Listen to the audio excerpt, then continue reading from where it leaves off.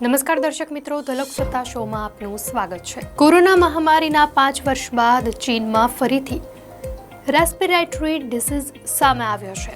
વર્ષ 2020 જ્યારે પણ યાદ આવે તો હોસ્પિટલના ડરામણા દ્રશ્યો યાદ આવવા લાગે છે, કારણ કે આ તે વર્ષ હતું જ્યારે સમગ્ર વિશ્વમાં કોરોના મહામારીએ ચોતરફ મોતનું તાંડવ મચાવ્યું હતું।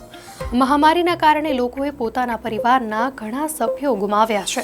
ત્યારે એકવાર ફરી નવા વાયરસના ફેલાવાથી લોકોની અંદર ડર ઊભો થઈ રહ્યો હોવાનું સામે આવી રહ્યું છે।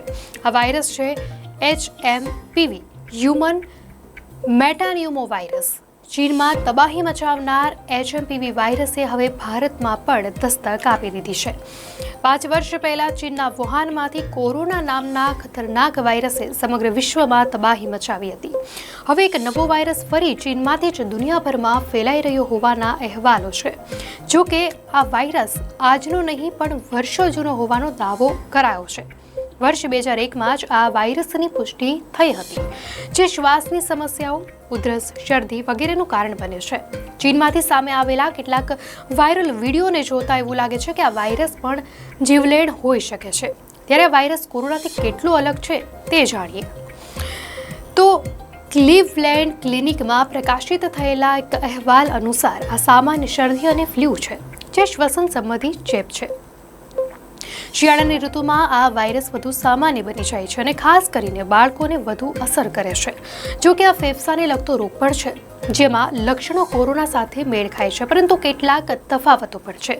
ઘણા કિસ્સામાં બંને ચેપ દૂર થવામાં સમાન સમય લાગી શકે છે, પરંતુ કોરોનામાં શરદીમાં સ્વાદ, ગંધ અને લોહીના ગંઠાવા બને છે, જે HMPV વાયરસના દર્દીઓમાં જોવા નથી મળતા। આ ઉપરાંત તેના નિવારણ માટે ઓછા પગલાં છે, કારણ કે કોરોનાની જેમ એન્ટીવાયરલ દવાઓ લેવી ફાયદાકારક રહેશે નહીં।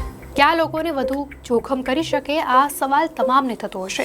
તો 5 વર્ષથી ઓછી ઉંમરના બાળકો, ખાસ કરીને શિશુઓને આ વાયરસનું જોખમ છે। વૃદ્ધો, 65 વર્ષથી વધુ ઉંમરના અને નબળા રોગ પ્રતિકારક શક્તિ ધરાવતા લોકો, જેમ કે અસ્થમા અને COPD શ્વસન સમસ્યાઓ ધરાવતા લોકો।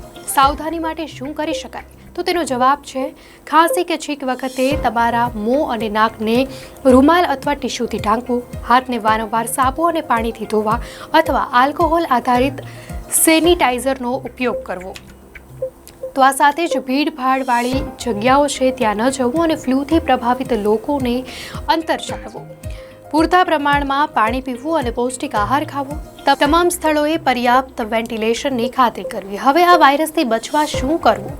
તો હાથ મિલાવવાનું ટાળવું, ટિશ્યુ પેપર કે રૂમાલનો વારંવાર ઉપયોગ ન કરવો, બીમાર લોકોના સંપર્કમાં ન આવવું, આંખો, નાક અને મોંને વારંવાર સ્પર્શ કરવાનું ટાળવું જોઈએ, જાહેર સ્થળોએ થૂંકવું નહીં અને ડૉક્ટરની સલાહ વિના દવાઓ ન લેવી જોઈએ।